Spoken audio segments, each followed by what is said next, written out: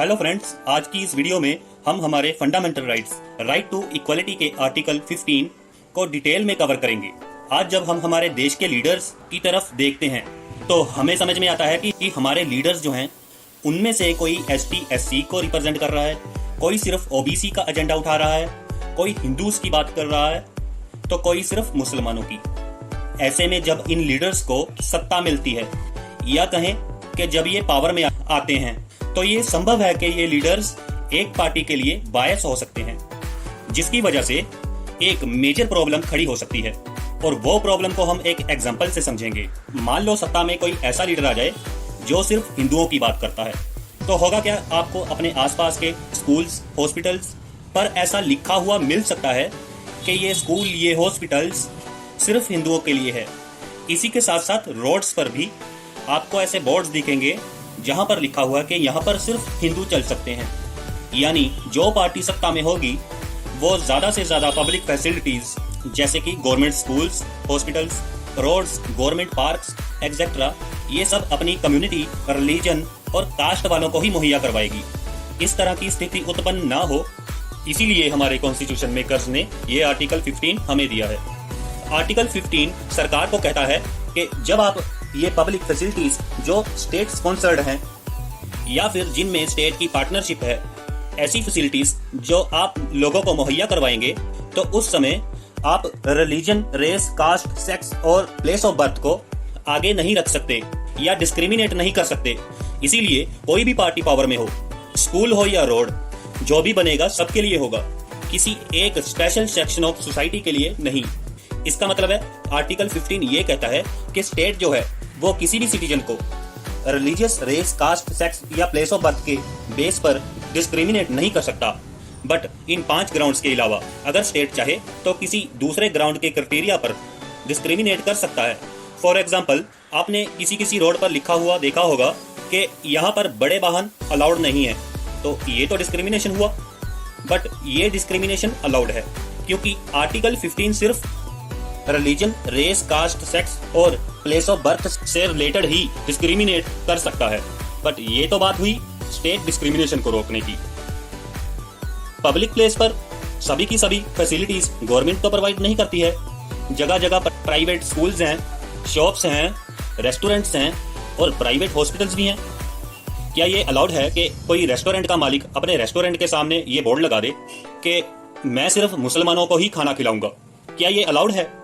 जी नहीं, रेस्टोरेंट का मालिक ऐसा नहीं कर सकता है क्योंकि आर्टिकल 15 उसको ऐसा नहीं करने देगा।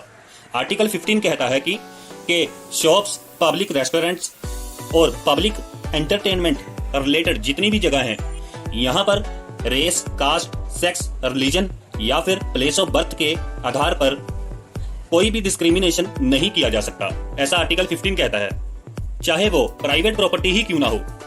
अब ये बात तो साफ हो गई कि आर्टिकल 15 जो है वो स्टेट्स और प्राइवेट इंडिविजुअल दोनों पर अप्लाई होता है। किसी को भी ये 5 ग्राउंड के आधार पर डिस्क्रिमिनेट करने की इजाजत नहीं है। लेकिन जहां पर ये आर्टिकल 15 इन 5 ग्राउंड पर डिस्क्रिमिनेशन को रोकता है, वहीं आर्टिकल 15 ही स्टेट को प्रोटेक्टिव डिस्क्रिमिनेशन करने की इजाजत भी देता है। यानी आर्टिकल 15 से रिलेटेड एक्सेप्शंस की बात हो रही है। अब ये समझना जरूरी है कि ये प्रोटेक्टिव डिस्क्रिमिनेशन एक्चुअली में होती क्या है और इसकी जरूरत क्या पड़ी। देखो, हमारे देश में ऐसे कई सेक्शंस हैं जिन्हें सदियों से सप्रेस किया गया है, जिसके कारण ये लोग हमारे सोसाइटी के दूसरे सेक्शन से काफी ज्यादा पिछड़ गए हैं। इसीलिए हमारा कॉन्स्टिट्यूशन ये कहता है कि ये भी स्टेट की ही जिम्मेदारी है कि इंडियन सोसाइटी में जो ग्रुप्स हिस्टोरिकली डिसएडवांटेज रहे हैं या फिर आज की डेट में जो भी डिसएडवांटेज पोजीशन पे हैं, उनकी तरफ स्टेट एक हेल्पिंग हैंड बढ़ाए और उन्हें भी समाज में बराबरी पर लेकर आए। तो अब हमारे सामने प्रश्न ये है कि कौन से ऐसे सेक्शंस ऑफ सोसाइटी हैं जिन्हें प्रोटेक्टिव डिस्क्रिमिनेशन की जरूरत है। तो ये सेक्शंस हैं वुमेन, चिल्ड्रन, SC STs और ऐसे नागरिक जो दूसरे लोगों से सोशली और एजुकेशनली बैकवर्ड रह गए हैं। ये तो तय हो गया कि स्टेट की ये भी जिम्मेदारी है कि इन लोगों को बराबर हक मिलेंगे कुछ एक्स्ट्रा बेनिफिट देकर, ताकि ये भी समाज में बराबरी पर आकर खड़े हो जाएं। बट अब क्वेश्चन ये भी है कि इनको किस तरह की मदद चाहिए। स्टेट इनको किस तरह की मदद दे सकता है?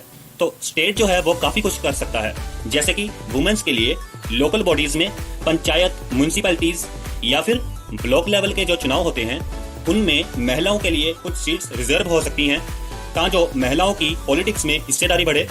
इससे वुमेन एम्पावरमेंट होगा और बच्चों के लिए फ्री एजुकेशन दी जा सकती है। इसके अलावा SC ST और सोशली और एजुकेशनली बैकवर्ड क्लासेस के लिए एजुकेशनल इंस्टीट्यूशन में रिजर्वेशन दिया जा सकता है और फीस कम की जा सकती है। तो अब आपको समझ में आ रहा होगा कि आर्टिकल 15 जो है वो SC ST और OBS को मिलने वाले जो रिजर्वेशन है उसका फाउंडिंग स्टोन है। पूरा का पूरा जो रिजर्वेशन का फाउंडेशन है वो आर्टिकल 15 है। आज हमारे देश में हर एक जो सेंट्रल गवर्नमेंट द्वारा फंडेड एजुकेशनल इंस्टीट्यूशन में 7.5% सीट्स शेड्यूल्ड ट्राइब्स के लिए रिजर्व है, 15% सीट्स शेड्यूल्ड कास्ट के लिए रिजर्व है और 27% सीट्स OBC के लिए रिजर्व है। तो ये क्या है? ये बेसिकली प्रोटेक्टिव डिस्क्रिमिनेशन ही तो है जो आर्टिकल 15 से हमें मिलता है। और आर्टिकल 15 का ये काइंड ऑफ कहा जाए तो एक एक्सेप्शन है।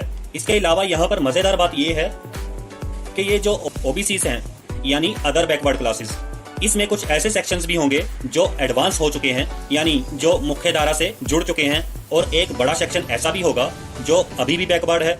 तो OBCs के जो एडवांस सेक्शंस हैं उनको क्रीमी लेयर कहा जाता है और इनको रिजर्वेशन का लाभ नहीं मिलता, यानी OBC के उस सेक्शन को सिर्फ रिजर्वेशन मिलता है जो कि अभी भी बैकवर्ड है। आसान भाषा में हम लोग ये भी कह सकते हैं कि जो लोग अच्छी पोजीशन पर पहुंच गए उनके बच्चों को क्रीमी लेयर कहा जाएगा और क्रीमी लेयर को रिजर्वेशन नहीं मिलेगा। मान लीजिए आप OBC कैटेगरी के बिलोंग करते हैं और आगे चल के आप IAS ऑफिसर बन जाते हैं, तो आपके बच्चों को क्रीमी लेयर का पार्ट माना जाएगा। तो इस तरह आपके बच्चों को रिजर्वेशन का लाभ नहीं मिलेगा। इसके अलावा क्रीमी लेयर इस बात पे भी डिपेंड करता है कि आपके जो पिताजी हैं वो कितना कमाते हैं। अगर आपके फादर की एनुअल इनकम 6 लाख रुपए से ज्यादा है तो आप ऑलरेडी क्रीमी लेयर के पार्ट हैं, तो आपको अभी भी रिजर्वेशन नहीं मिलेगा। और हाँ, जब हम रिजर्वेशन की बात कर रहे हैं तो हमें रिजर्वेशन के बारे में ये भी जान लेना चाहिए कि रिजर्वेशन कोई गरीबी हटाओ वाला प्रोग्राम नहीं है, ये गवर्नमेंट का सोशल जस्टिस प्रदान करने का तरीका है। तो इसी के साथ हमने आर्टिकल 15 और उसके एक्सेप्शन को कवर कर लिया है। नेक्स्ट वीडियो में हम आर्टिकल 16 को कवर करेंगे। वीडियो अगर अच्छी लगी हो तो फ्रेंड्स शेयर कीजिएगा, लाइक कर दीजिए और चैनल को सब्सक्राइब कर लीजिए। Thank you so much friends.